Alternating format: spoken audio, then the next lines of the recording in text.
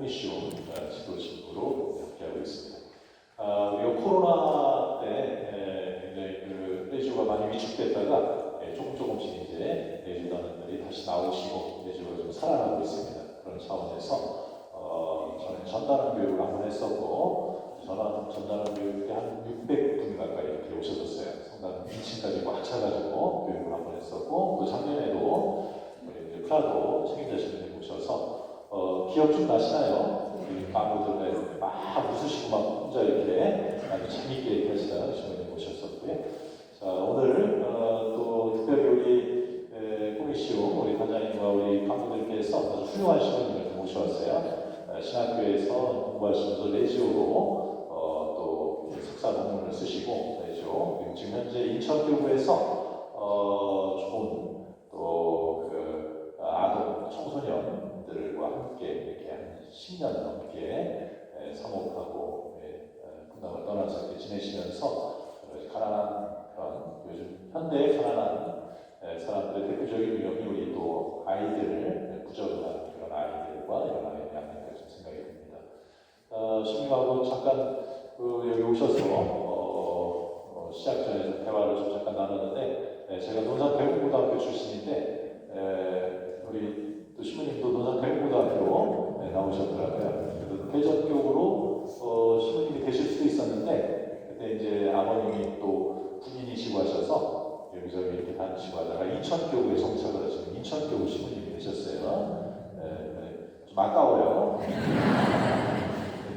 어쨌든 우리 대전에 이렇게 모처럼 또 오셔서 여러분들에게 좋은 강의 들려주실 송원석 베드로 신부님이십니다. 큰 박수로 신학교 대학원 때 들어가니까 사제가 되려면 어쨌든 하나의 전공을 선택을 해서 논문을 써야 된다는 거예요. 제가 무슨 논문을 쓸까? 좀 실천신학이라고 약간 활동적이고 약간 현장적인 느낌을 담은 논문을 써야겠다라고 곰곰이 생각을 해보니까 제가 신학교 입학할 때부터 1학년 때, 2학년 때, 3학년, 4학년 때 다 방학 때 이제 분당 신학생들 가잖아요.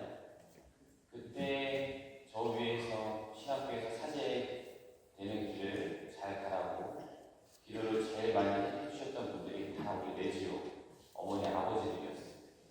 할 때마다 묵주기도를 엄청 공헌해 주시는 20대 초반에 제가 그걸 몰랐어요.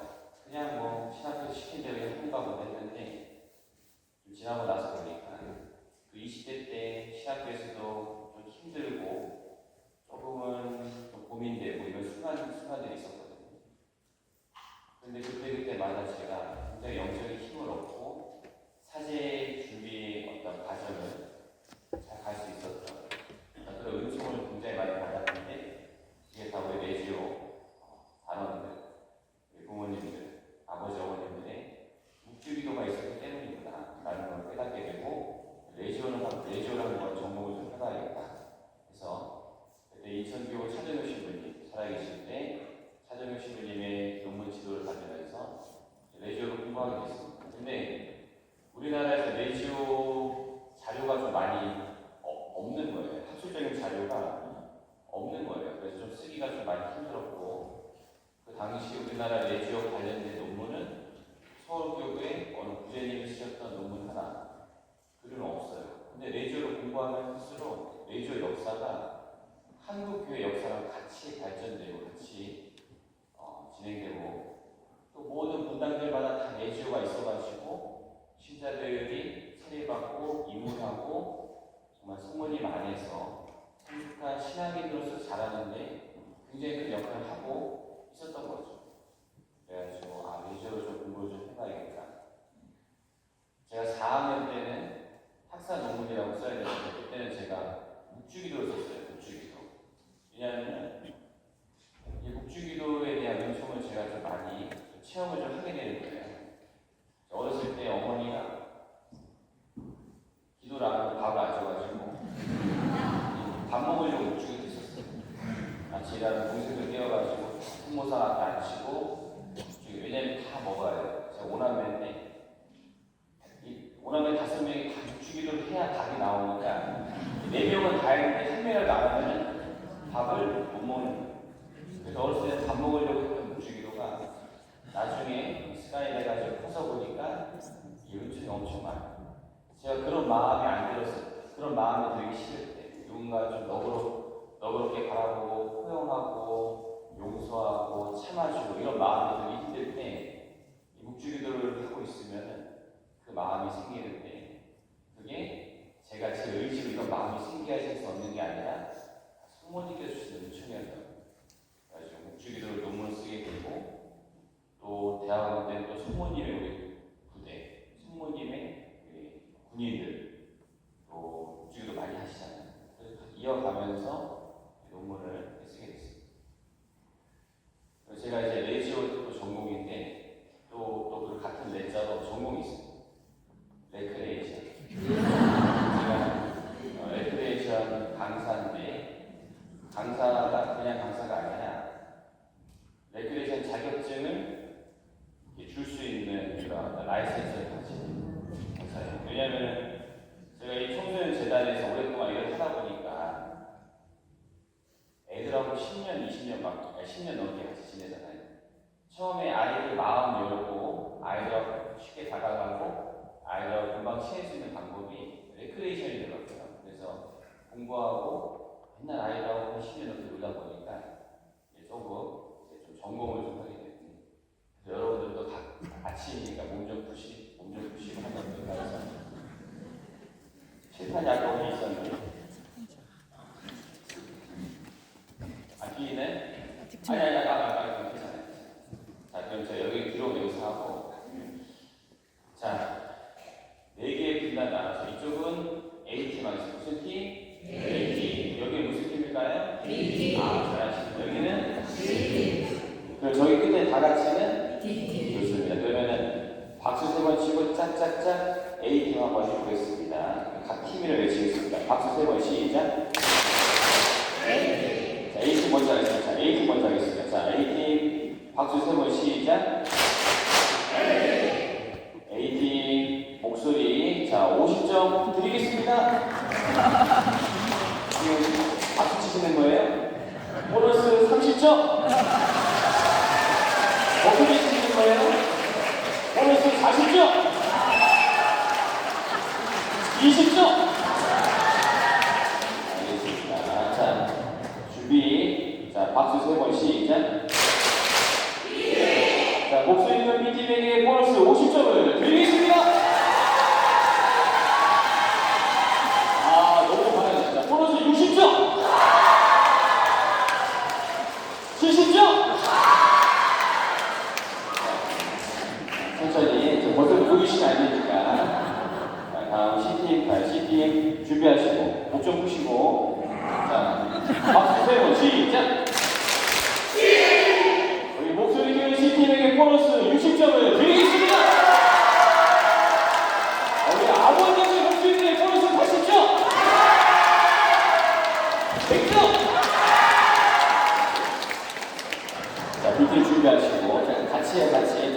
자, B팀. 박수 3번 시작. B팀에게 보너스 100점을 드리겠습니다.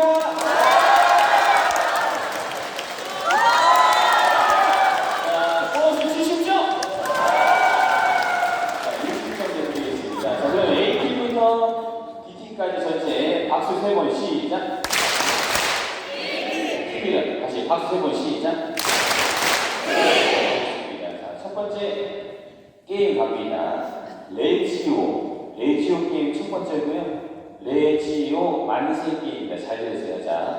자, 레는 레, 다 같이 치, 오, 만세. 만세할 때 두 손을 만세하고 내리시는 거예요. 한번 다 같이 만세하고 내려오세요. 만세 준비. 만세하고 다 같이 내리시는 거 아시겠죠? 만세 시작! 만세! 와, A부터 B, C, D팀 전체에게 100점씩 드리겠습니다. A팀의 박수, D팀의 보너스 50점! 60점!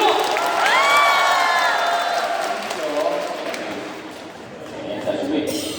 자, 레부터 시작합니다. 레, 시작!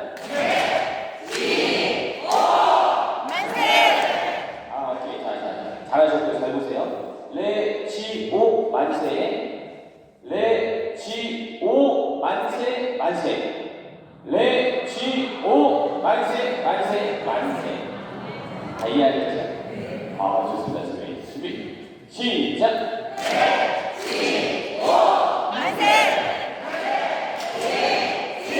자, 잠시만요. 자, 레지오 할 때는 손이 올라가시면 안 됩니다. 레지오 만세. 아시겠죠? 그리고 다른 팀 만세할 때 우리 팀이 만세하면 안 돼요. 가만히 계셔야 돼요. 같이 따라서 하시면 안 되고. B팀 먼저 레이샷. 네, 준비. 시작!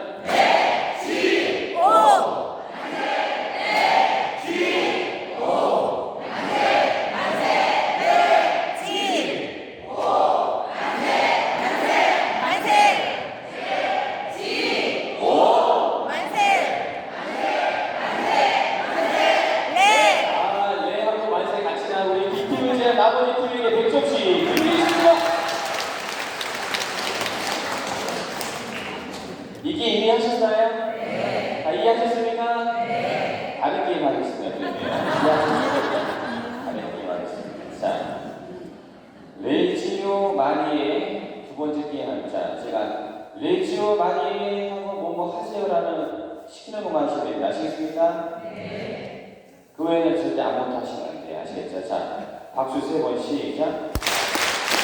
이름이 이제 탈락이에요. 자, 레지오 마니 뭐뭐 하세요라고 하는 것만 하시면 아시겠죠? 박수 3번 시작. 탈락이라고요. 자, 레지오 마니하고 제가 시키는 것만 하시면 돼요. 아시겠죠? 네. 박수 치지 마세요. 박수 3번 시작. 자, 어느 팀이 끝까지 가장 많이 있는 잘하는 보겠습니다. 자, 준비. 자, 오른손 들어오세요. 탈락입니다. 자, 레지오 마니 오른손 드세요. 자, 내리세요. 내리신 분 다 탈락. 내리신 분들 다 탈락. 다시 처음부터. 지금 내리신 분들 탈락. 자, 레지오 마니 다시 한번. 자, 레지오 마니 오른손 드세요. 내리세요. 그렇죠. 잘했습니다. 가만히 계셔야 돼요. 자, 레지오 마니 왼손 드세요. 반짝반짝 다 탈락.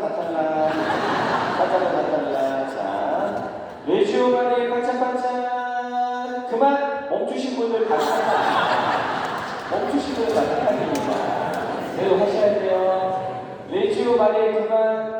자, 손을 좀 더 높이 올리세요. 지금 올리신 분들 다 탈락. 지금 우리 발사다. 자, 레지오 마니 박수 3번 시작. 2번 시작. 그쵸? 지금 주시면 돼요.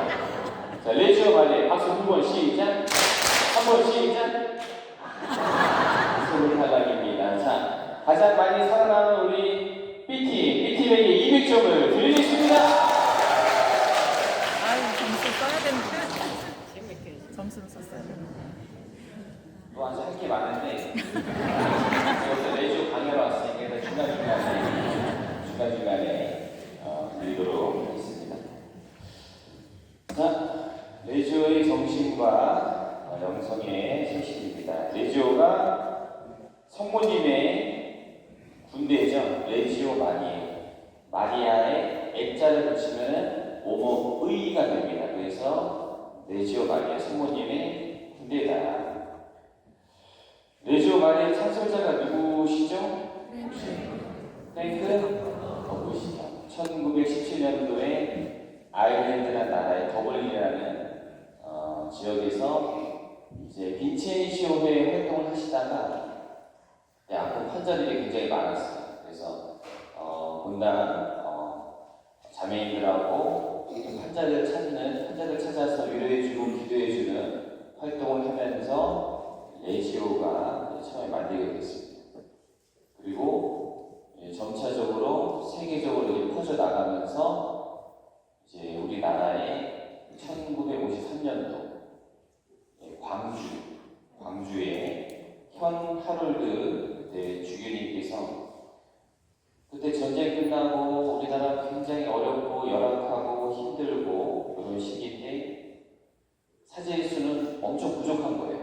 그러다 보니까 신자들, 평신도들이 사제의 역할을 대신해서 또 사제와 함께 이 지역에 굉장히 어렵고 가난하고 고통받는 이 이웃들을 위해서 사도직 역할을 해줄 그런 단체가 필요하다고 했는데 마치 레지오가 그때 유럽에서 좀 더 커지고 있는 거죠. 주교님이 우리나라에 처음에 광주, 목포의 산정동 성당에 처음 이렇게 만드시게 되었어요. 그래서 치명자이고 브레시드로 하고 또 몇 개 브레시드 만들면서 광주교구에 점점 나가는 거예요. 그러니까 이제 한 3년 정도 지나니까 다른 교구 주교님들이 야 그런 게 있냐 그런 게 있냐 하면서 청주, 대전, 강원도, 춘천, 원주 점차적으로 퍼져나가는데 그 과정도 일단 설명을 좀 드리도록 하겠습니다. 내주가 군대잖아요. 군대가 뭘까요? 우리가 그걸 항상 생각해봐야 돼요.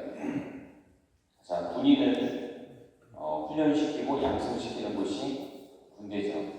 군인이란 또 뭘까? 어떤 모습을 지니는 게 군인일까? 저희 신학생들이 그 2학년을 마치고 군대에 갑니다. 2학년 마치고. 그러면은 2학년, 전국에 있는 7개 신학교에서 2학년 마치고 이제 논사훈련소로 많이 모이는데, 모이게 되면은 이제 대전교구, 서울교구, 부산교구, 인천교구, 춘천, 뭐 다양한 교구의 신학생들이 다 같이 2학년 마치고 논사훈련소로 오는 거예요. 그리고 이제 거의 뭐 겨울 시즌에 많이 오는데, 겨울에 훈련소에서 의사 끝나고 군종신부님이 여기 혹시 훈련병들 중에 신학생들 있나요? 손 들어보세요. 그리고 이제 여기저기 손을 드는 거예요. 우리 신학생들 끝나고 제2방으로 오세요 라고 하는 거죠. 제2방이 딱 모이면은 저는 인천 신학생, 대전, 춘천, 서울, 수원 같이 만나서 너무 반가운 거예요. 서로 반갑다고 태어나서 그냥 처음 보는 때 막 마치 이사가를 만나서 반갑습니다. 너무 춥고 너무 배고프니까. 주임시부님이 우리 목사님들 고생 많은데 이 창고에 초코파이 있는데 초코파이 가져오시면 가져가래요.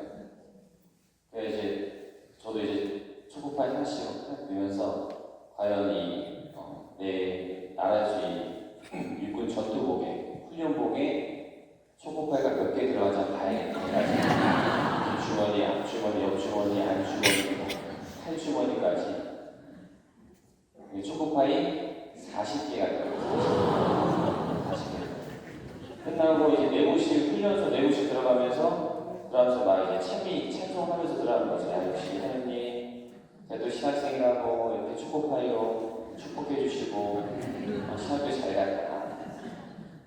그리고 2학년쯤 마치고 군대에 가잖아요. 그럴 때는 신학생들이 또 어떤 마음이 드냐면은 그 2년 동안 신학교에서 아침 6시마다 일어나서 대성당에 모여서 성모일도, 성체조례, 양심성찰, 말씀 묵상, 아침 미사 끝나고 아침 먹고 9시부터 또 12시까지 또 성경 공부, 다양한 신학 공부하고 12시에 또 대성당에 모여서 삼종기도, 성체조례, 묵상, 양심성찰 또 1시부터 또 오후에 또 공부하고 또 끝나고 개인적인 시간 빨래 청소하고 5시 반에 또 대성당에 모여서 또 성모일도, 성체조례, 양심성찰, 묵상 저녁에 6시에 밥 먹고 7시에 또 신학교 주변에 모여서 3, 4, 5, 5에서 이제 묵주기도 하면서 걸으면서 묵주기도 하고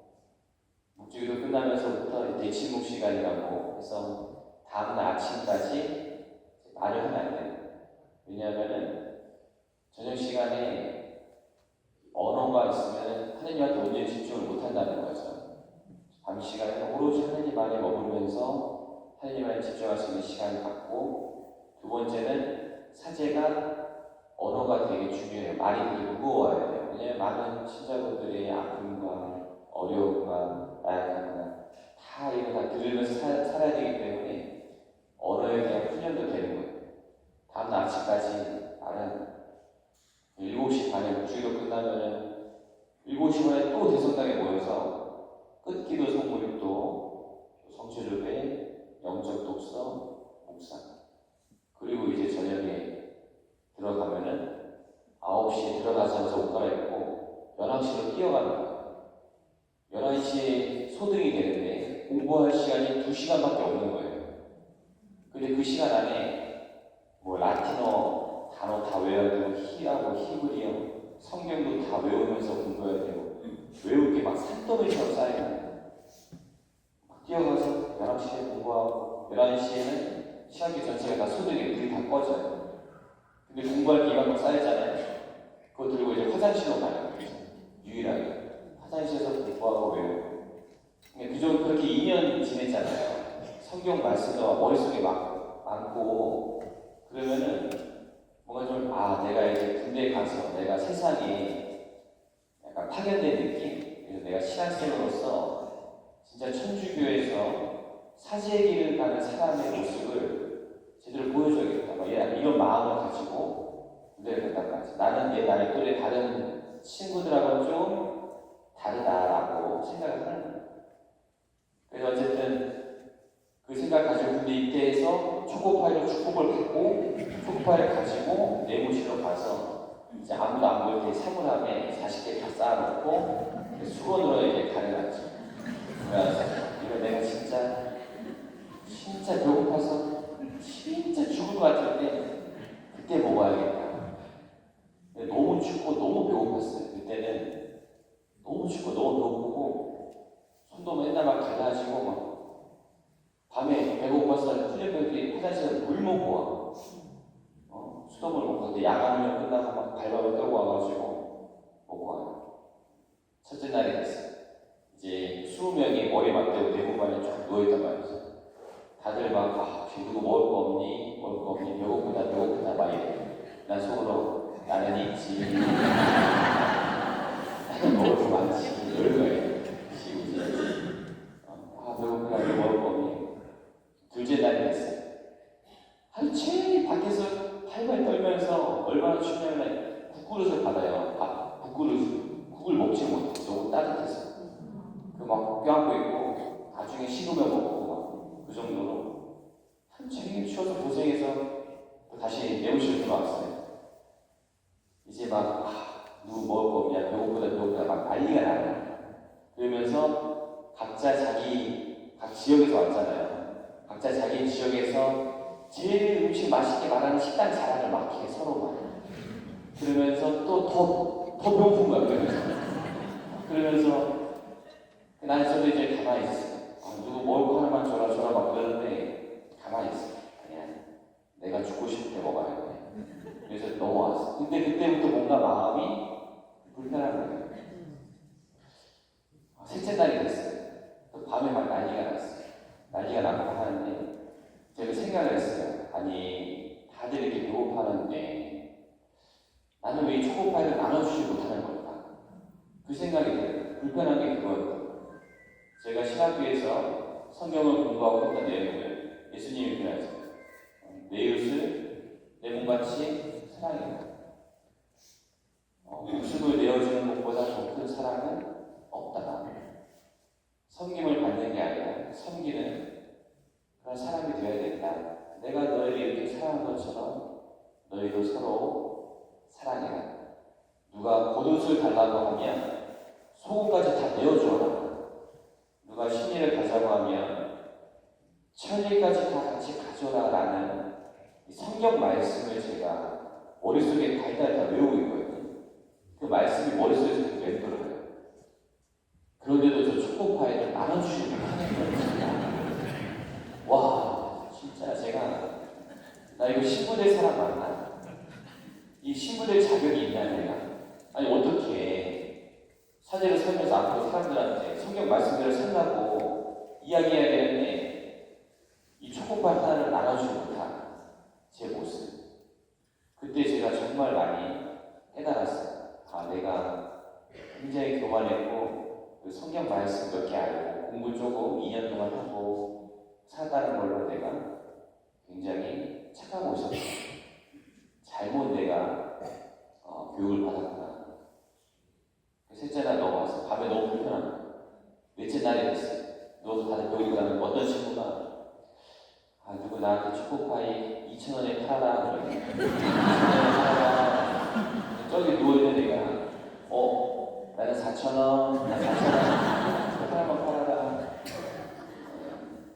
8,000원, 10,000원 뭐 하다가 2만 원까지 올라갔어. 초코바이 하나에.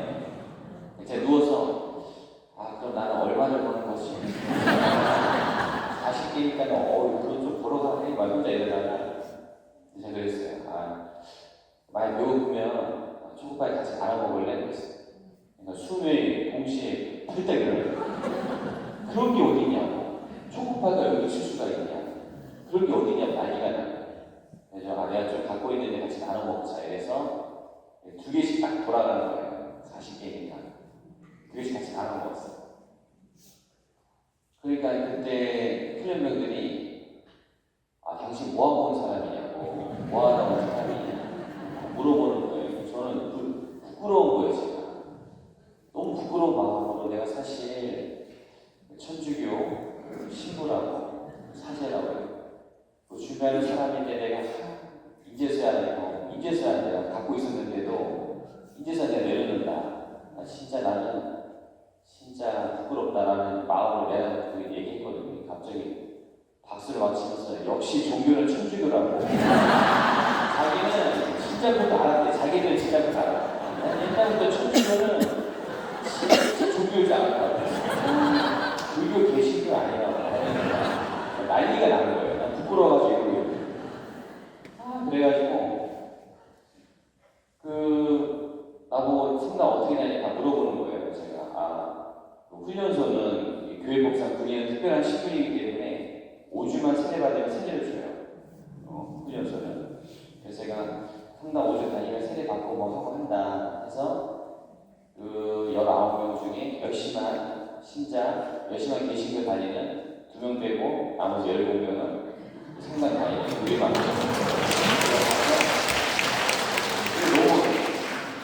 너무 감동이었어요. 이럴 수가 어떻게 이 상황에서 배고플 텐데 자기도 이거 어떻게 나눌 수가 있냐. 본인들도 그냥 너무 배고픈데 이걸 그냥 내어주니까 감동이었다고 그러는 거죠. 아무튼 5주 동안 세례 공부를 다 했어요. 근데 훈련병들이 막 200~300명씩 세례 받아요. 그래가지고 이제 세례를 다 일일이 다 줄 수가 없어요. 그래서 그 군종신부님은 딱 일렬로 다 세워놓고 자 얘들아 이쪽 줄에 있는 애들은 다 베드로, 이쪽 줄은 스테파노, 이쪽 줄은 다 프란시스코. 뭐라고?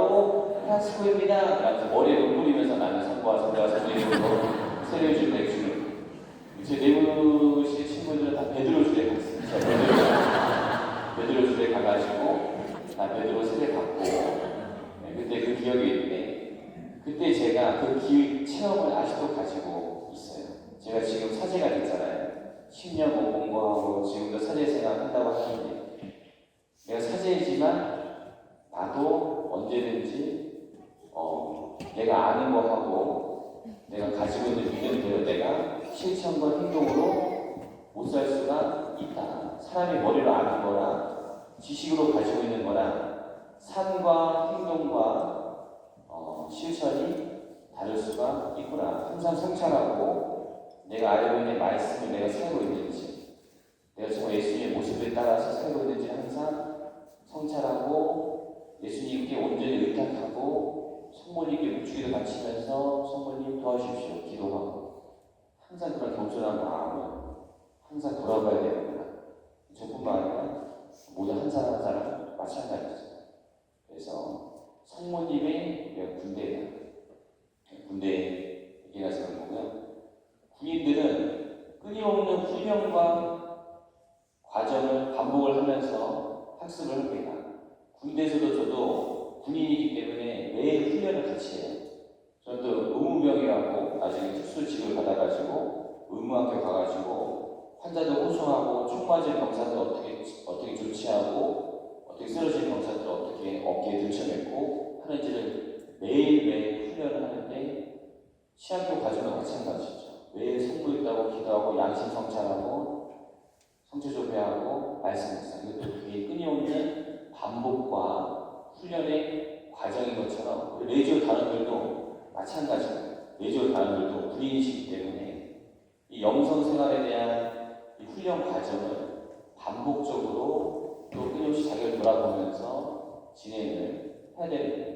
그래야 군인 정신과 군인 자세를 가질 수 있는 건데 훈련이 없이 또는 그런 과정 없이 그냥 내가 신분만 가지고 있다면은 나태해질 수밖에 없는 그런 모습인 거죠. 그래서 그런 나는 군인이다. 군인으로서 내가 어떠한 자세와 훈련과 반복적인 어떤 과정을 가야 되는지를 꼭 기억하시기를 바랍니다. 오늘날의 시대사조, 문화 변화, 팬데믹, 종교의 다양화에 있어서 이전과는 다른 급격한 변화가 있습니다. 상대주의, 물질주의, 세속주의 영향으로 믿음과 생활이 일치되지가 않는다. 특히 요즘에 매체고 예전부터도 그랬죠. 세속에서는 굉장히 좀 쾌락적인 부분들 또는 황금 만능주의적인 부분들 또 재물에 대한 어떤 부분들 요즘엔 또 감각적이고 미각에 대한 부분들 또 화려한 어떤 인생에 대한 부분들을 끊임없이 노출시키면서 이 세상에 사는 사람들에게 이런 화려한 모습이 인생의 완성이다라고 끊임없이 이야기를 하죠. 세속주의는 저희 가톨릭 정신과는 완전히 반대되는 그런 어떤 시대 사조입니다. 그래서 우리가 그거를 항상 경계를 해야 되는 거죠. 때문에 레지오는 항상 예전에 1950년대 전쟁 끝나고 우리나라가 너무 힘들 때도 그렇고 지금은 시대의 문화에 맞서서 이런 요청에 부합하는 평신도 사도직 단체다. 원지영 수신 성모님의 강력한 지휘 아래 세속과 그 악의 세력에 맞서는 군대다라는 것을 꼭 기억을 해야 됩니다. 레지오 마리에는 가톨릭 교회가 공인한 평신도 사도직 단체로서 모든 은총의 중재자이시며 원지없이 기르신 성모님의 강력한 지휘 아래 그 악의 세력에 맞서는 교회 싸움에 참가하기 위하여 설립된 군대이다. 베드로 사도가 전서에서 첫 번째 서간에서 그 말씀을 하죠. 여러분들 항상 깨어 있으십시오. 여러분의 원수인 악마가 으르렁거리는 짐승처럼 우리 주위를 돌아다닙니다. 우리 주변을 돌아다닙니다. 그래서 우리가 조금이라도 나락하거나 나태해지거나 게을러지게 되면 우리 안에 교만, 질투, 분노, 그리고 탐욕, 나태 이런 걸 가지고 우리 안에 스며시 들어온다는 베드로사도 얘기해요. 레지오는 군인 정신으로 항상 깨어 있으면서 그런 교회 싸움에 참가하기 위한 설립된 군대죠. 항상 경계하고 항상 깨어 있어야 되고 그런 마음이시죠. 레지오 마리아는 단원들의 생활을 통하여 하나님의 영광을 드러내는데 그 목적을 두고 있다. 복음을 전하고 그들을 성화시키며 그들의 양심을 그리스도 교적으로 육성하고 여러 단체와 여러 환경에 복음의 정신을 침투시키고 있는 것이다. 레지오 역사입니다. 목포 산정동 성당의 맨 초창기 레지오의 모습입니다. 이제 어머님들 계시면서 이때도 전쟁 이후에 굉장히 가난하고 고아들도 많았고 어려운 가정들 전하면서 이들의 활동이 곧 복음 선교가 돼가지고 다 세례 선주교 들어와서 세례 받으시고 다 이렇게 됐어요. 사제가 매우 부족하다. 이따가도 나오겠지만 레지오는 사제와 같이 함께 동반하는 날개입니다. 성모님이 모든 사제들의 어머니잖아요. 어머니 역할을 또 같이 함께 동반해 주시는 게 바로 우리 레지오 단원들이고 아까 제가 말씀드린 것처럼 레지오 단원들의 기도가 있었기 때문에 지금 신학교에서도 젊은 청년들이 사제의 길을 하루하루 그런 어떤 영성 수련 과정에서 잘 준비할 수 있는 거예요. 20대 초반에 그 굉장히 어려운 부분도 있고 힘든 부분도 있는데 그 이겨낼 수 있는 힘은 다 우리 레지오 단원들의 입주기도와 또 기도가 있기 때문에 저희는 교회 사도일성에 대한 필요성과 신뢰를 있죠. 70년이 지금 한국교회 총신자의 10%를 차지하고 있다. 한국천주교회사에서 내주의 활동상은 한국교회의 원동력이 된다. 그래서 1957년도부터 지금까지 성장 과정입니다. 이게 조금 글씨가 잘 안 보였습니다. 57년도부터 60년도까지는 한 2만 5천 명으로 갑자기 확 오르고요. 확장 시 62년도부터 80년도까지는 전 교구에 다 설치가 레지오가 막 단원이 레지오 프레시디움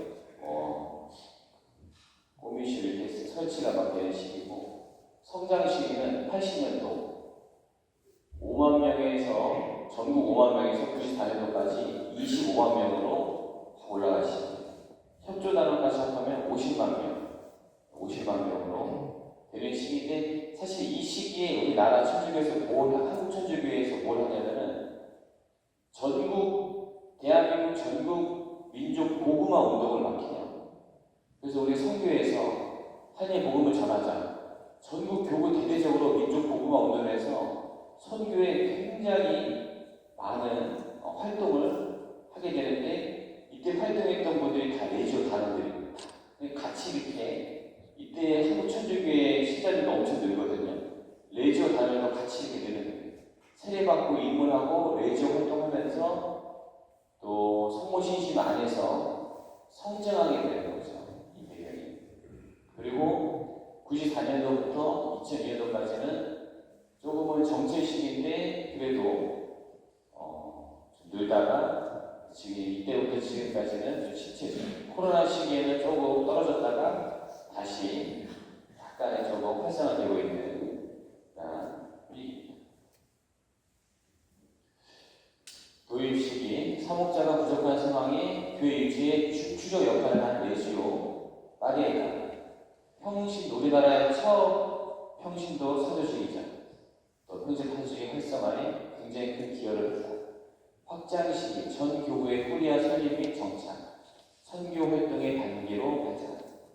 성장 시기, 급속도로 단원이 증가하면서 한국교회 민족 복음화 운동을 함께 전개하였고, 정치 시기는 성장의 둔함, 행동 단원의 감소, 개인 생활에 대한 과제가 있는 것입니다.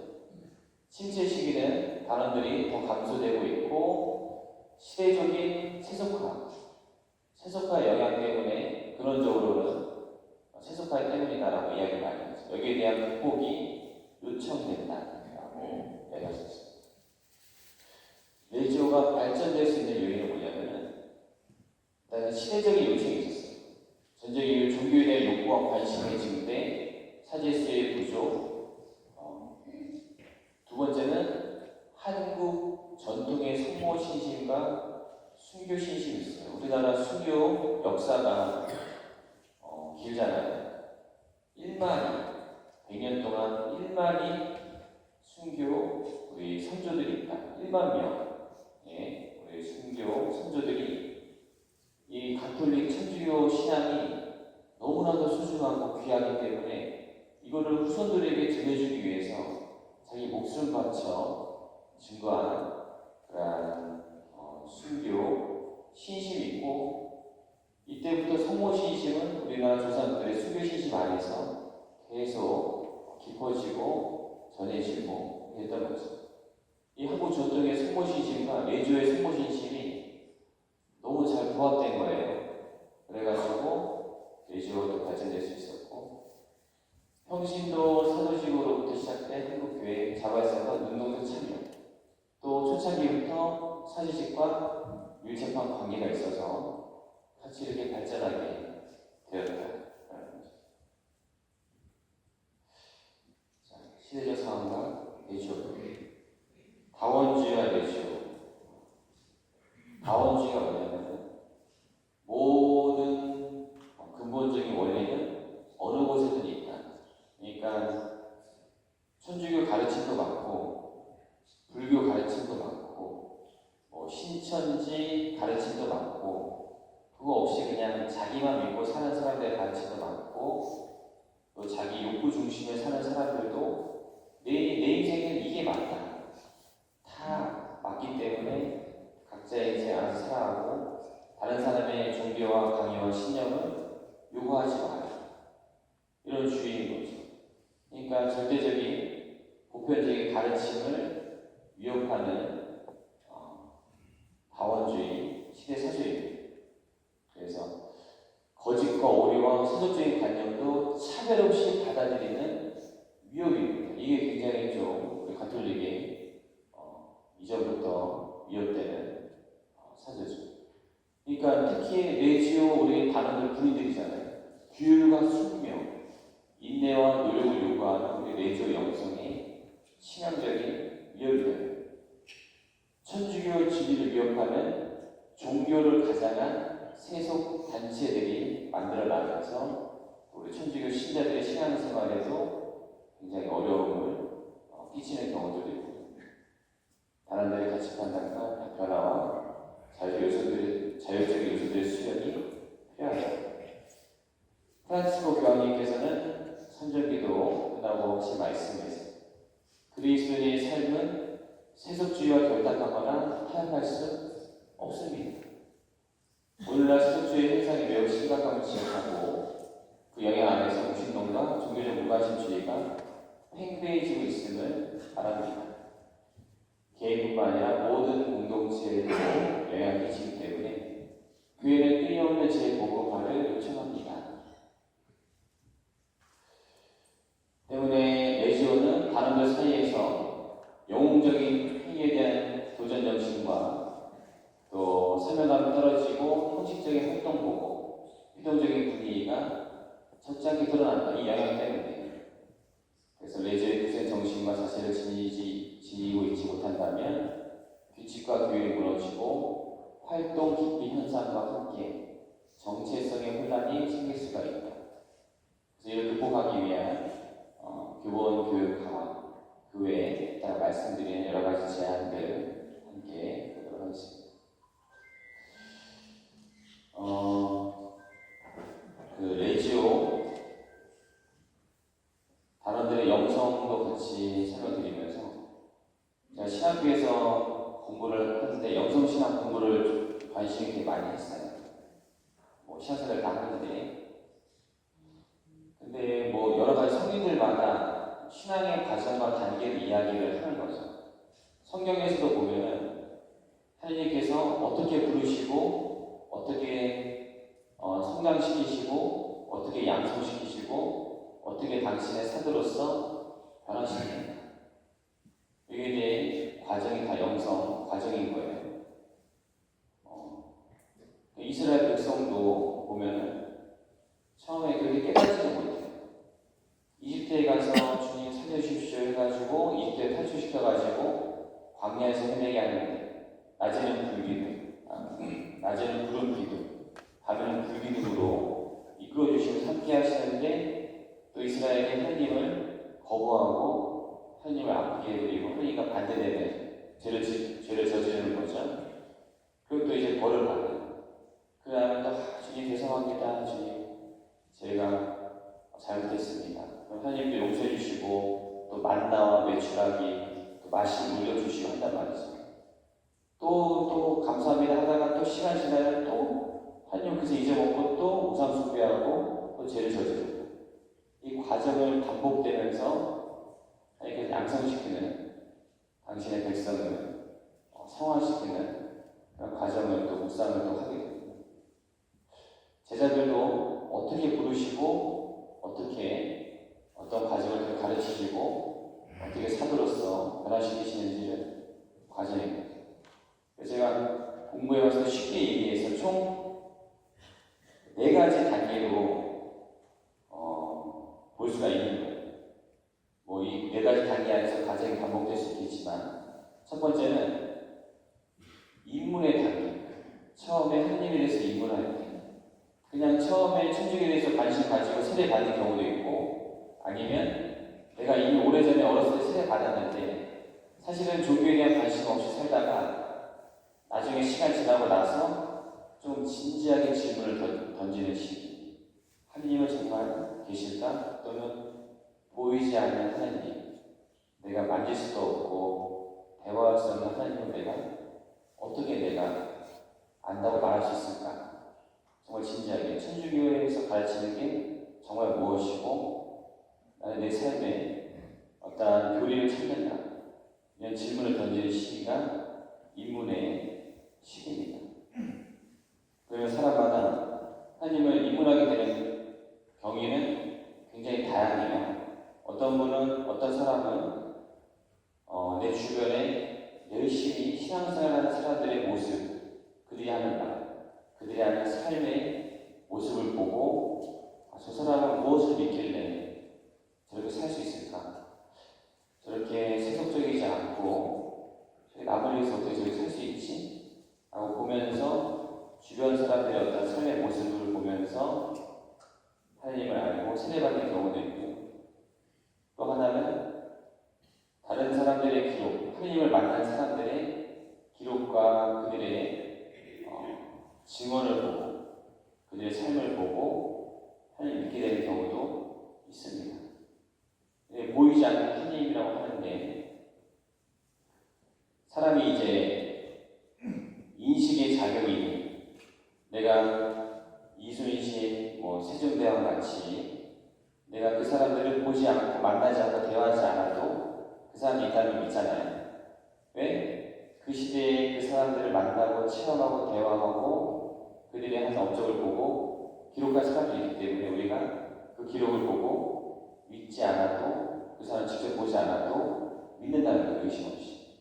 그런 과정을 깨닫고 나서 하나님을 만난 사람들의 하나님을 만난 사람들의 기록을 보고 이제 의심 없이 기록을 보고 하나님을 믿게 되는 그런 경우도 있고 또 하나는 이성적인 작용에 의해서 또는 추론 과정에 의해서 사물 하나하나를 보면은 이 컵을 봐도 내가 이 컵을 만든 사람을 직접 보고 대화하고 만져보지 않아도 존재한다는 걸 믿듯이 이 세상의 조화와 이치와 이 세상의 창조된 모든 것을 보고 하나님을 깨달아서 입문하게 되는 경우도 있고 그 외에 사람에 대한 신뢰를 가지고 믿게 되는 경우도 있고 내 인생에서 어떠한 굉장히 가슴 아픈 사건과 사랑하는 사람을 먼저 보내는 어떠한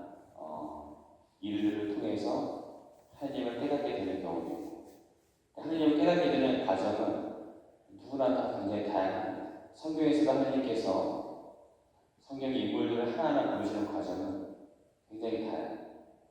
그래서 저는 처음에 그렇게 다양한 환경과 과정과 인생의 여정을 통해서 하나님을 알게 되는 과정이 입문의 과정이고 두 번째는 청원과 성찰의 과정입니다.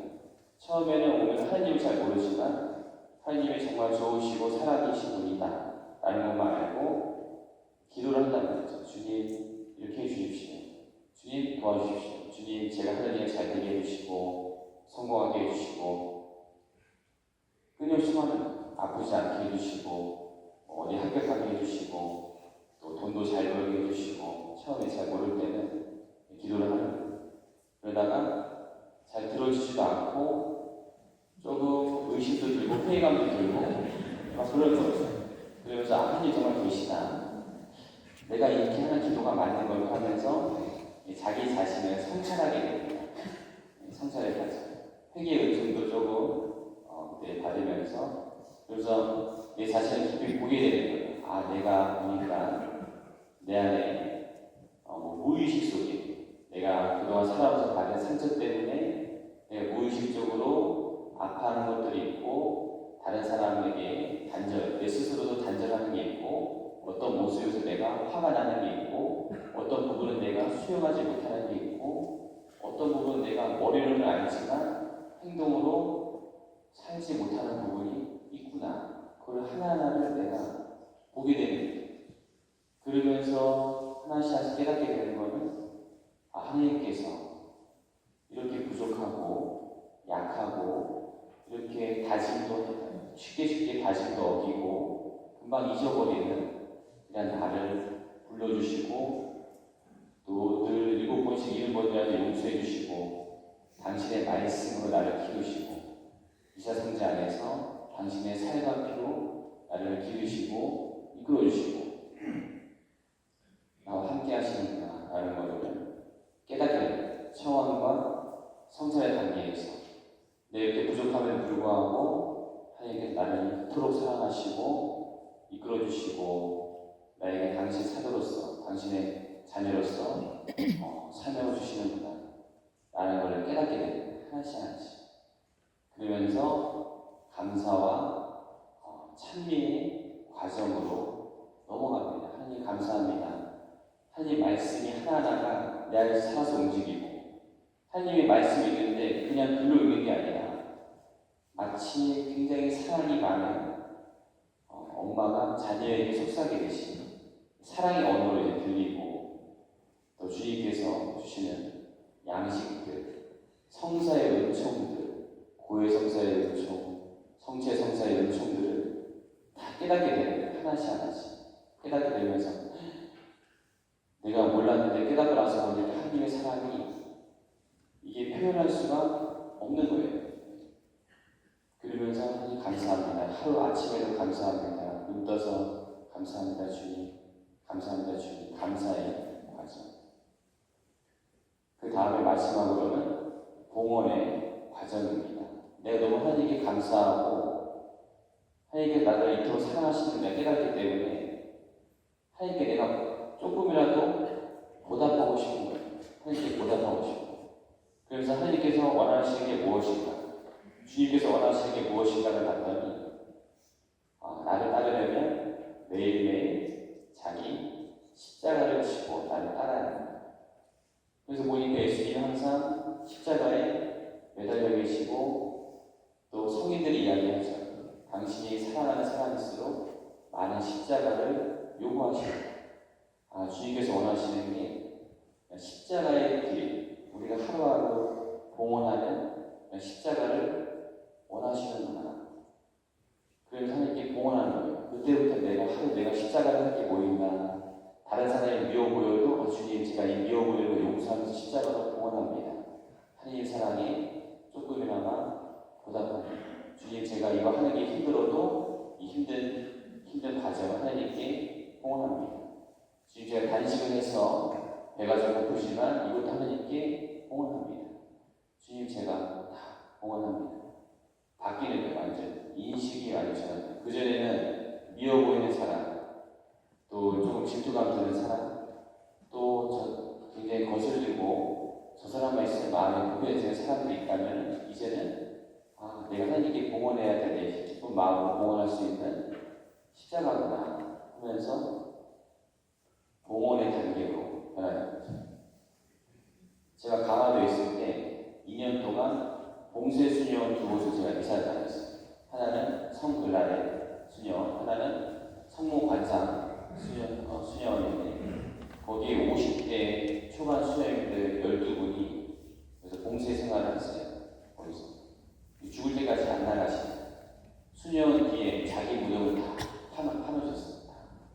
정말 힘들면은 자기 무덤 앞에서 기도도 한다고 말씀하세요. 자기 무덤 앞에서 기도하다 보면은 좀 하나님께서 도움도 주시고 좀 차분해지고 다시. 그럼 저는 이제 그분들 안에서 잘 맛있는 거 못 먹으니까 저는 이제 아이스크림 맛있는 거 사가지고 그분들 조금 이제 기분 좀 해드리려고 도움 드리려고 가서 같이 이사하잖아요. 그러면은 제가 더 많이 은총을 받고요. 이분들 정말 몸은 이 세상에 있지만 이미 여기서 하나님을 살고 계시는구나 느끼고 그 안에서 금욕하고 단식하고 노동하고 끊임없이 십자가를 하나님께 봉헌하는 거예요. 이미 이 세상에서는 자기가 더 이상 하나님께 받을 거 다 받았는데 이제는 하나님께 봉헌하는 삶을 살아야 돼요. 왜냐?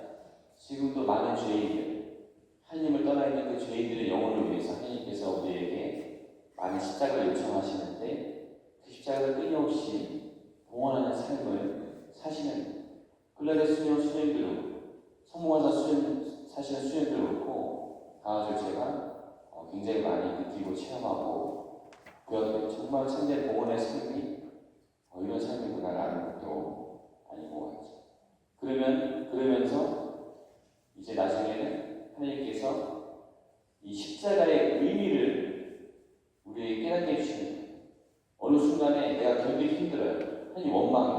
주님 제가 이거 너무 아프고 힘들고 너무 괴로운데 왜 저에게 이런 십자가를 주십니까? 라고 했잖아요. 근데 우리가 깊은 신신생활을 하다 보면 그 십자가의 의미를 깨닫게 되는 거예요. 아, 주님께서 이 십자가를 통해서 나에게 영적인 은총을 주셨고 주님께서 나를 이렇게 깨닫게 해주시려고 이런 십자가를 허락해 주셨구나. 또 나중에 내가 그 의미를 지금 몰라도 주님께서 나에게 이 십자가를 주시는 의미가 있겠구나. 십자가의 의미를 하나씩 하나씩 깨닫게 해주십니다.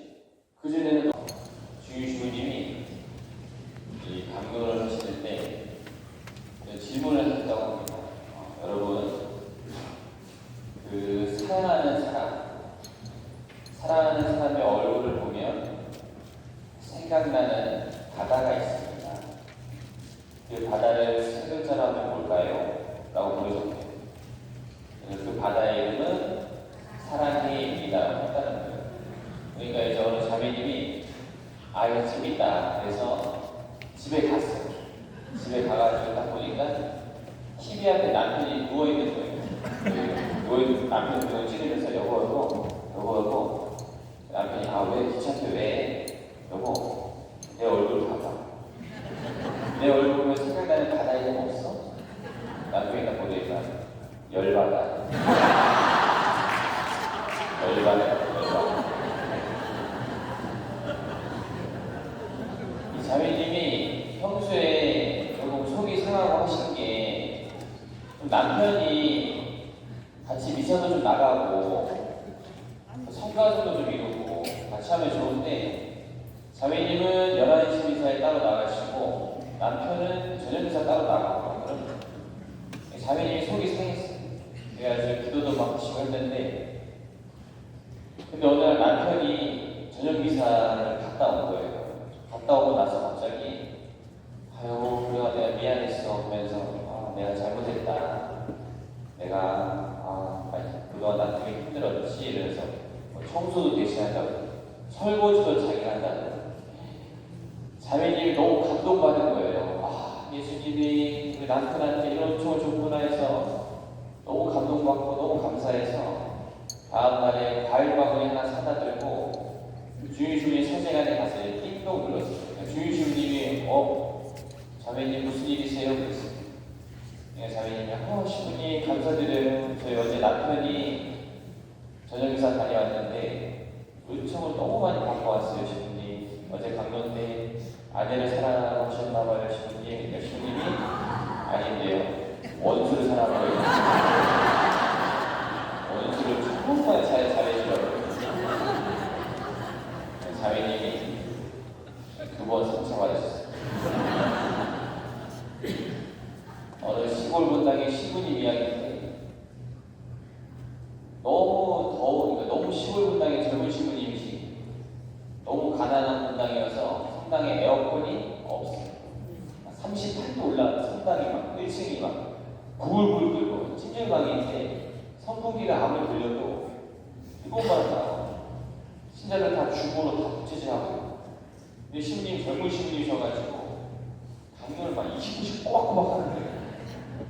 하더니 땀을 뻘뻘 흘리시면서 강연을 열심히 하시고 강연을 한참 하고 있는데 앞에 할머니랑 우리 손주가 와서 빼놨게 앉았는데 손주가 너무 대놓고 꾸벅꾸벅 저러는 거예요. 이렇게 막 저러는 거예요. 신부님이 강연을 막 하는데 앞에 뭔가 꾸벅꾸벅 왔다 갔다 하고 있으니까 신경 써가지고 갑자기 강연 중간에 할머니 손주 좀 깨우세요. 그래. 할머니 뭐 딱 보내면 아니 왜 신부님이 재워놓고 왜 저보고 깨우라고 신부님이 상처받으셨어요.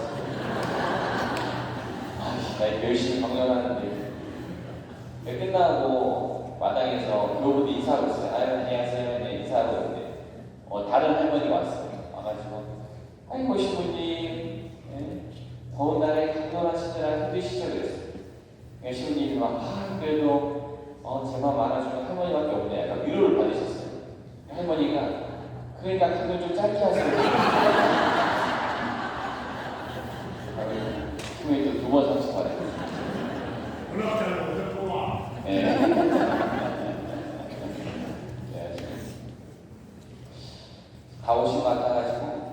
간단하게 몸 좀 풀고 이 강의 시작을 하겠습니다. 자, 두 번째 게임은 박수 세 번 하자. 박수 세 번 시작. ATPTC 다시 박수 세 번 시작. 오케이. 그 도레미 게임이라고 AT부터 도, 레, 미, 파 이거 하시면 아시겠죠? AT 준비 시작.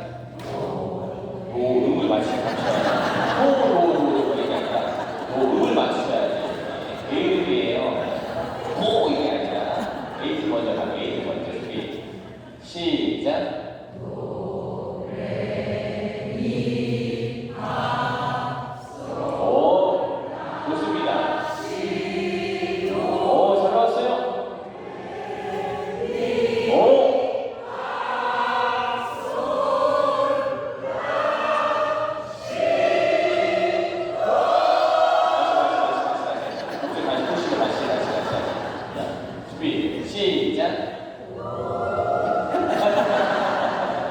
자, 시작!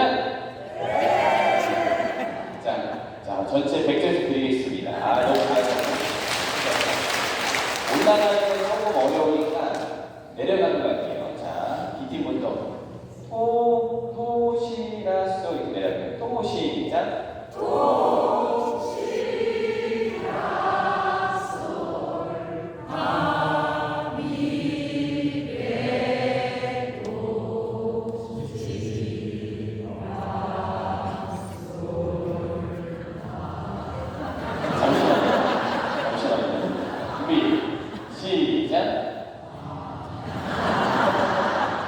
자, A팀 이제 나머지 100점씩 드리겠습니다. 박수를 4번 배워볼 건데요. 1번 박수, 2번 박수, 3번 박수, 4번 박수 배워보겠습니다. 자, 1번 박수 하나, 둘.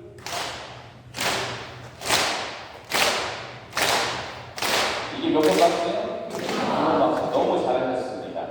모든 팀에게 200점씩 드리겠습니다. 팬들 박수 주실게. 보너스 100점. 100점. 2번 박수 준비. 2번 박수 역산한다.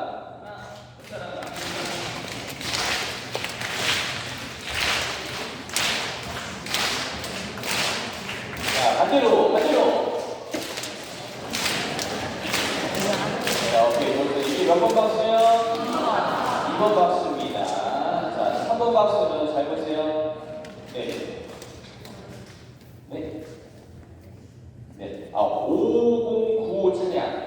5095 차량 선택받으셨습니다. 이동할 수 있는 선택. 당첨입니다. 네. 자, B팀에게 저분 때문에 300점 더 드리겠습니다.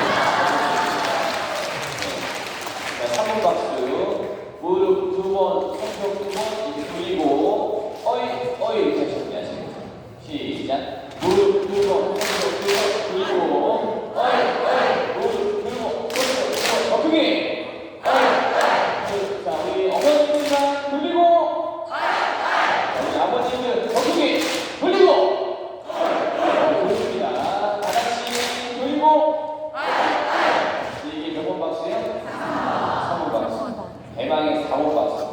어느 팀이 잘하는지 보겠습니다. 준비. 자, 하나, 둘, 셋, 넷, 다섯, 잊어버리잖아. 한 번 더 할게요.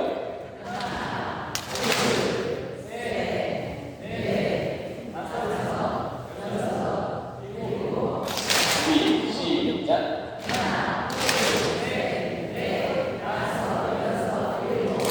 어떤 분들은 막 이거만 그냥 이러다가 마지막에 맞추고 계시는데 이게 4번 박수. 하나, 둘, 셋.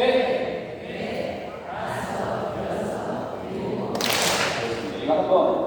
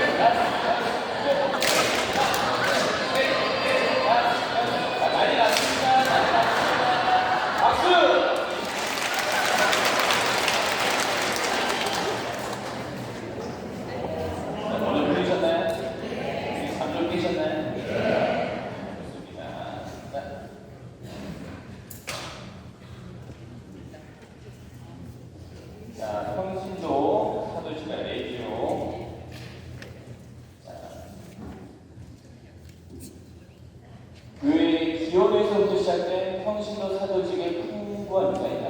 전 세계에 우리나라만 유일하게 선교사 없이 카톨릭을 간직하게 된 나라예요. 우리나라 선조들이 공부를 너무 좋아해서 또는 인생에 대한 정말 인생의 참된 가치는 뭘까? 여기에 대한 탐구가 굉장히 많았어요. 중국에 가서 중국의 사람들은 어떤 가르침을 가지고 인생을 살아갈까 하고 책들을 보는데 서학에서 넘어온 가르침을 알아요. 그때 마침 천주교리라고 천주교 교리서가 온 거예요. 그걸 보다가 하나님이라는 존재가 계시고 인간은 모두 평등하다고 하고 사람은 영혼이 있고 육신이 있고 육신은 이 세상에서 잠깐 살다가 사라지고 흙이 되고 먼지가 되고 하지만 우리의 영혼은 다시 하나님께로 돌아가 때문에 이 세상에서의 하나님의 뜻에 맞게 정말 충실히 참되게 살아야 된다. 이 가르침이 우리 선조들에게 너무 좋은 그래서 이 양반들이 가지고 와서 야 우리 이거 더 공부해보자. 이 하나님이란 분이 우리가 말하는 천주님인 것 같고 또 이리 예지를 지켜 살아가는 게 사랑을 따라서 살아가는 것 같고 모든 사람은 다 똑같이 하나님의 사랑을 받고 평등하고 누구나 다 용서받고 하나님의 은총을 받을 수 있는 권리가 다 있고 행복하게 살 수 있는 권리가 있고 이걸 공부를 하기 시작합니다. 그러면서 유일하게 우리나라 선조들이 공부하는 걸 가지고 와서 우리나라 스스로 천주교 모임이 생기면서 우리 천주교를 간직하게 된 전 세계 유일한 나라죠.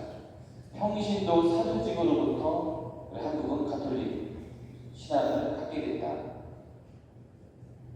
그때부터 개인 성화와 복음을 위한 노력을 하게 되었고 사제직, 예언직, 왕직에 항상 요청을 받고 있고 또 평신도로서의 성서의식, 사제와의 일치, 풍성한 연배를 맺는 공동체를 이루고 있다. 다 우리 평신도 사도직입니다. 그리스도 신비체와 내지요. 머리이신 예수 그리스도를 중심으로 하나의 지체를 이루는 교회입니다. 고린도일서 12장 7절이죠. 예수님을 머리이시고 우리는 각자 우리가 성령께 받은 은총들이 카리스마가 다 다릅니다. 어떤 사람은 이불의 역할이 있고 어떤 사람은 손으로의 역할이 있고 어떤 사람은 마음으로의 역할이 있고 어떤 사람은 발로서의 역할이 있고 다 지체 하나하나마다 하나님께서 우리에게 주시는 소명이 있어요. 때문에 우리가 다른 사람 보고 다른 지체 역할을 하라고 강요할 수도 없고 또 그 사람은 또 본인들은 또 내가 다른 지체 역할을 못한다고 스스로 자책할 필요도 없는 거예요. 하나님께서 우리에게 너무나 소중한 지체로서의 카리스마를 다 주셨기 때문에 각자 다른 카리스마의 안에서 하나님께 공헌된 삶을 살면 되는 거죠. 이 신비체의 교리는 레이저의 바탕이자 단원들의 사도직 활동의 기초가 됩니다. 그리고 각 지체로서 단원들 안에서 서로 존경하고 일치를 이루어야 되는 거죠. 성체성사와 레이저. 성체성사는 그리스도교 생활의 원천이며 정점이다. 교회 현장 10이라. 신학교에서도 아침에 성체조회, 점심에 성체조회, 저녁에 성체조회, 자기 전에 뜯기덜기 성체조회. 성체조회를 끊임없이 이유가 뭐냐면 가서 예수님 앞에 앉아있어야 해요. 가서 예수님 앞에 앉아서 예수님을 마주뵙고 예수님께 도움을 청하고 그냥 가만히 예수님, 나를 사랑하는 예수님의 사랑을 느끼면서 그 안에 머무르는 것 자체가 기도가 되는 거예요. 성체. 때문에 우리는 성체를 모시기 위해서 고해 행사를 보고 우리 몸과 마음, 우리 영혼을 깨끗하게 항상 간직하기 위해서 노력을 하죠. 이 노력의 과정도 우리 성화에 굉장히 큰 은총이 되는 과정입니다. 그래서 단원들의 활동으로 미사와 성체조회를 보잖아요. 성체에 대한 신심을 갖고 사는 것을 우리가 하는 거죠. 어느 순간에는 내 성체를 모시고 내 성체심을 간직하다 보면 내가 하는 매 순간순간마다 주님의 행전이 나와 함께 계시다는 것을 조금씩 느끼게 돼요. 내가 어느 순간 예수님 하느님을 아예 잊어버리고 망각하고 살 때 있잖아요. 성취에 대한 신심을 가지다 보면은 내가 출근할 때나 길을 걸을 때나 내가 사람을 만날 때나 내가 무엇을 할 때 항상 나와 함께 계시는구나. 이 현절에 대한 은총을 깨닫게 되는 거죠. 레지오의 시대적 과제, 새로운 리더십과 레지오. 현대의 많은 기업들과 단체들에서도 리더십이 많이 요청됩니다. 건의와 교계를 내세우는 하향식 리더십은 더 이상 설득력과 영향력이 부족합니다. 단원들과 함께 공유 비전을 추구하는 협의체적인 조직 운영이 필요하고 중재자와 조정자로서의 지도 역량이 필요하고 단장을 비롯한 지도자들의 리더십에 대한 요청이 필요합니다. 리더십이 같이 함께 동반한 사람들을 이끌고 양성하고 주님의 길에 가는 역할인데 우리는 예수님이라는 리더십이 있어요. 리더십에 대해서 고민이 된다. 예수님을 우리가 찾으면 돼요. 예수님의 삶과 가르침과 예수님이 제자들한테 어떻게 하셨는지를 살펴보면 됩니다. 예수님의 제자들 뽑으시는데 저도 가끔 제 직원들 뽑고 하지만 이 역할에 가장 적합한 직원이 무엇인가? 자격증, 상담사, 청소년 지도사, 사회복지사, 운전면허증에다가 무슨 컴퓨터, 프로세스 지도사 다 갖춰져 있는지 기본이에요. 그리고 나서 지금 면접 시작하고 말하는 거 들어보고 청소년들에 대한 역할, 경험이라든지 지도할 수 있는 역량을 본 다음에 그 다음에 고심해서 뽑는단 말이죠. 예수님께서 제자를 뽑으시는데 교회의 사도를 뽑으시는 거예요. 교회의 첫 사제들을 뽑으시고 교회의 첫 교황을 뽑는 자리고 제자를 뽑으시는 거예요. 근데 그러기에는 성경에서 보니까 어떻게 보면 너무 그냥 뽑으신 느낌인 거예요. 처음에 평생 물고기 잡는 사람들 뽑으시고 지나가다 물고기 잡는 사람들 보고 나를 따라가시고 그리고 세리들이 당시에는 어떤 느낌이었냐면 우리 일제시대 때 일본 관청에서 일하면서 한국인들 세금 뺏어먹고 세금 이렇게 걷어는 그런 느낌이에요.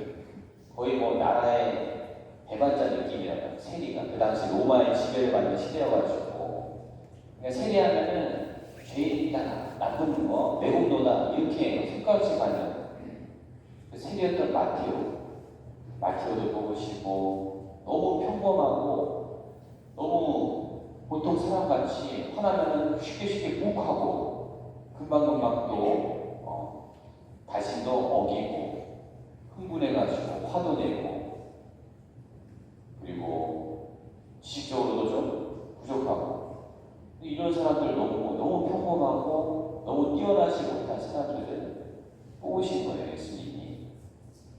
그래서 처음에는 예수님이 또 뜻이 있어서 이런 사람을 뽑았나 보다 뭔가 다른가 했는데 복음을 와서 알지만 제자들이 계속 예수님한테 혼나죠. 베드로 특히 예수님의 첫 번째 제자를 뽑았는데 혼나고 예수님 너는 안 됩니다. 사탄아 물러가. 너가 지금 생각하는 건 하나님의 뜻이 아니다. 또 바다 배 위에서 예수님이 물 위를 걸어오시니까 내가 첫 번째 사도니까 예수님 저보고 한번 물 위를 걸어가십시오. 제가 첫 번째 사도로서 한번 보여드리겠습니다. 하면서 물 위를 막 오너라니까 물 위를 걷잖아요. 거기다가 예수님 안 보고 비바람 파도 몰아치고 보니까 의심이 확 들면서 물에 빠지잖아요. 예수님이 잘 걸어오다가 베드로야 너 왜 의심해야 되냐. 잘 걸어오다가 다시 건져가지고 구해주시고 저 사람들 예수님 반대한 사람들한테 저 사람들 머리 위에 불을 내리라고 할까요? 예수님 혼내시잖아요. 어디서 그런 얘기 하냐고 거예요. 그동안 나랑 같이 다니면서 배웠는데 아직도 그런 얘기 하고 있냐. 계속 또 베드로 또 그러잖아요. 내가 첫 번째 제자니까 예수님 정말 사람 용서하는 거 진짜 힘든데 제가 그래도 예수님 첫 번째 제자니까 제 7번을 용서했습니다. 7번 이상 안 됩니다. 예수님 그래도 제가 7번 용서했으니까 저래도 저 잘한 거죠. 7번만 용서하면 되겠습니까? 다 물어보고 칭찬받으려고. 예수님이 베드로야 7번씩 7번이라도 용서해야 된다. 베드로야 아직도 하나님 모르니?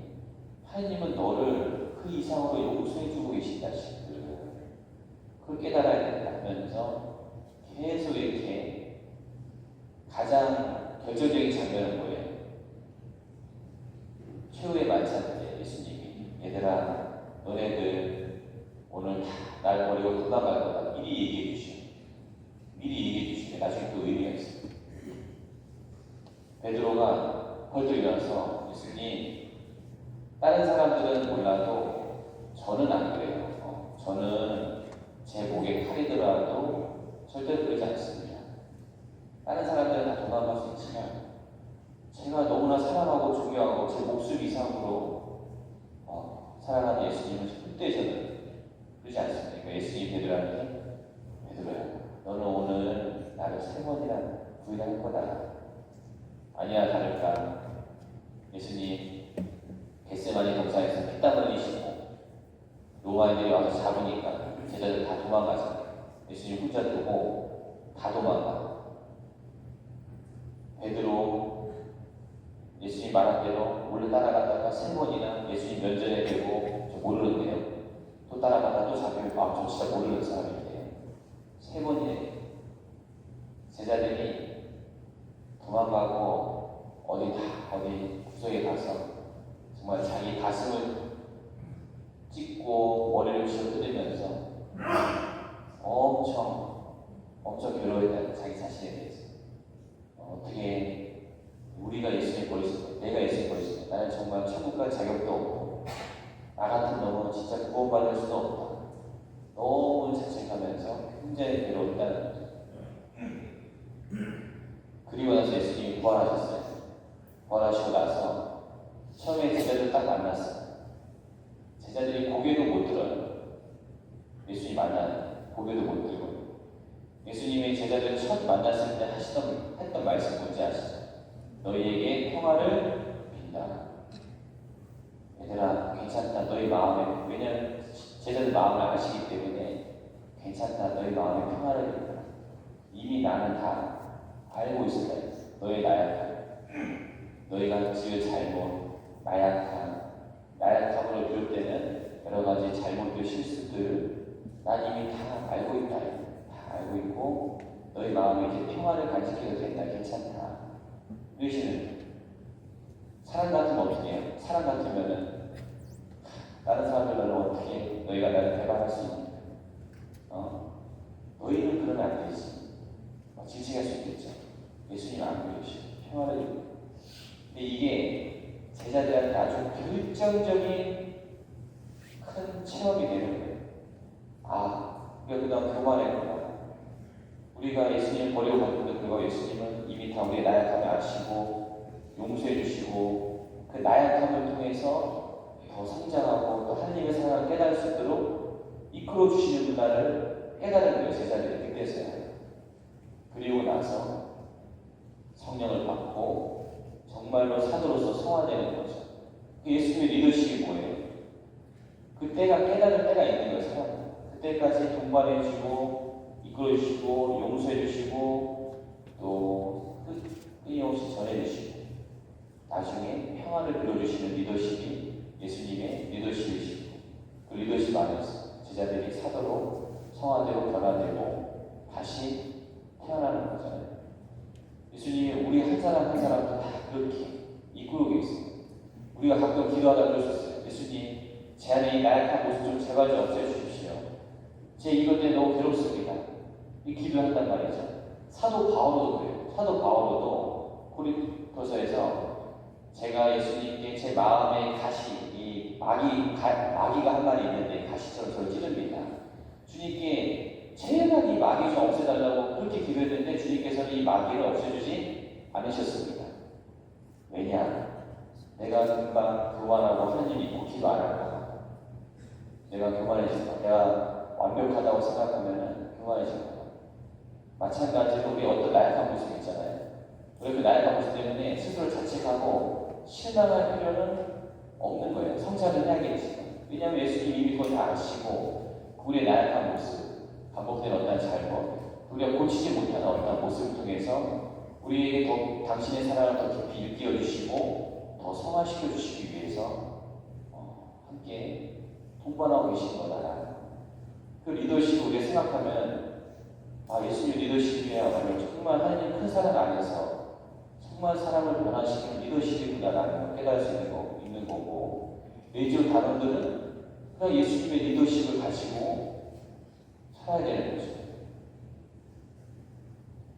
사도직 단체들과 레지오 같이 교회와 성당 안에서 다른 단체들과 함께 동반하면서 레지오 역할을 수행하고 사제와 레지오, 아까 제가 처음에 얘기했지만 사제들의 어머니이신 성모님의 역할을 레지오가 같이 함께 해주어서 사제들과 일치해서 본당 냉담날도 찾아다니고 지역사회 어려운 이유들 다 홀로 사는 외로우시는 할머니들 다 찾아다니고 아프셔서 몸도 못 다니시는 분들 다 찾아다니면서 위로해드리고 기도해드리고 같이 성가 불러드리고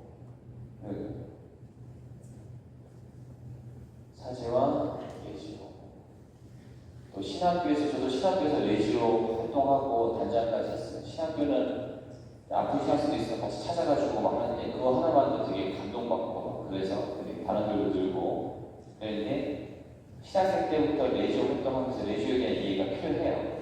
인천교구에서 신학교에서도 레지오 하면은 좀 지원도 하고 하는데 지금은 수가 적어가지고 인천교구 지금 큰일 난 게 작년에 사제가 1명 나왔어요. 1명. 올해 2명 나왔어요. 더 이상 신학교도 인원이 좀 줄고 인천교구뿐만 아니라 다른 곳 다 부산 신학교는 문을 닫았고 큰일 났어요. 진짜 큰일 난 게 뭔지 아세요? 제가 은퇴를 못하게 되니 큰일 납니다. 제가 은퇴를 못하면은 죽을 때까지 일해야 돼. 그게 큰일 난 거예요, 여러분. 그래가지고 본당까지 했죠. 본당에서 처음에 입문하는 신자분들뿐만 아니라 많은 사람들 양성하는 역할을 하고 있는 훌륭한 레지오죠. 레지오의 세신 가능성입니다. 더 철저한 가톨릭 정신과 복음 정신으로 진리를 위장하고 세속과 오래에 맞서 싸우는 레지오가 되어야 됩니다. 끊임없는 세신을 위한 다른 영성교육 프로그램을 우리가 함께 진행해야 됩니다. 마리아 신이신, 루도비코 성인의 33일 동원교회뿐만 아니라 성모 신심에 대한 대표 성인들이 굉장히 많아요. 그 성인들의 기도 생활과 삶과 전기와 그들의 영성 안에서 우리가 마리아 신심을 더욱 더 풍요롭게 간직할 수가 있는 거죠. 성경 말씀의 중요성, 말씀 하나하나 읽을 때 하나님이 예수님이 얼마나 큰 사랑으로 내 귀에다 이야기해 주시는지 항상 생각을 해야 돼요. 읽을 때마다 하나님의 사랑의 말씀을 제가 들을 수 있도록 도와주시고 나중에 단어 하나하나가 하나님의 사랑의 속삭임으로 들린단 말이죠. 엄청 큰 은총이에요. 말씀이 어느 순간에 내 안에서 내가 생각하지도 못하는 순간에 그 말씀이 올라와서 내가 정말 지혜롭게 판단할 수 있는 은총도 되고 내 감정도 가라앉힐 수 있는 은총도 되고 내가 누군가를 사랑하고 용서할 수 있는 은총도 됩니다. 말씀 우리가 항상 읽으면서 아직까지 단원 교육 제도, 우리 또 도제 제도죠. 도제 제도가 있어서 그때 공부하면서 아까 말씀드린 예수님의 리더십으로 함께 단원들이 양성할 필요가 있습니다. 트리븐 제도라고 지도사제가 부족한 나라에서는 하고 있는데 우리나라는 없는데 앞으로 사제들 수가 줄어들면 할 수가 있겠죠. 새로운 리더십이 충분히 있겠고요. 아까 예수님의 리더십만으로도 충분합니다. 사제와 레지오의 관계, 정기적 실태조사 및 심포지엄 교체, 실태조사가 매우 신속하고 정확하게 진행돼야 요즘에 단원들의 어떤 어려움이나 문제점들에 대한 원인을 알아요. 항상 원인을 알아야 거기에 맞는 우리가 처방, 결과, 거기에 맞는 대책을 세울 수 있거든요. 그래가지고 실태조사와 심포지엄이 항상 중요합니다. 고령화 꼬레이시기 한국교회 전체 활동 단원으로서 어려움, 또 단장을 비롯한 직책으로서의 어려움이 있습니다. 영적 독서를 비롯한 기도, 희생 같은 영성 활동도 무척 중요하기 때문에 영성 활동에 대한 우리가 말씀을 드릴 수 있겠죠. 청소년 채널 레이저 활성화. 이게 인천교구나 서울도 코로나 이후에 이게 많이 위축됐어요. 청소년 채널 레이저. 이것도 우리가 본당 차원에서 관심을 가지고 활성화해야 어렸을 때부터 성모 시집 가지고 레이저 활동 안에서 해야 신앙생활을 더 풍요롭게 할 수 있는 거죠. 단원 모집에 대한 여행을 신학교, 아까 말씀드린 신학교에서도 레이저를 통해서 미리 레이저에 대한 이해와 활동을 관측하는 좋다. 결론은 시대가 요청하는 새로운 리더십을 응답하고 필요한 덕목을 갖춰야 됩니다. 또 사제와 일치해서 사도직을 수행해야 되고 교회가 이야기하는 선교에 대한 의미와 신선을 반영해야 되고 세속화 극복하기 위해서 초창기 정신을 간직해야 됩니다. 또 적극적인 활동과 영성적 배경이 뒷받침되어야 한다는 말씀을 드리고요. 레지오 옛날에 공부한 건데 그래도 여러분들하고 또 저도 저도 굉장히 좀 감사한 시간이었고요. 나중에 또 기회가 되면 또 뵙고 또 인사드리도록 하겠습니다. 감사합니다.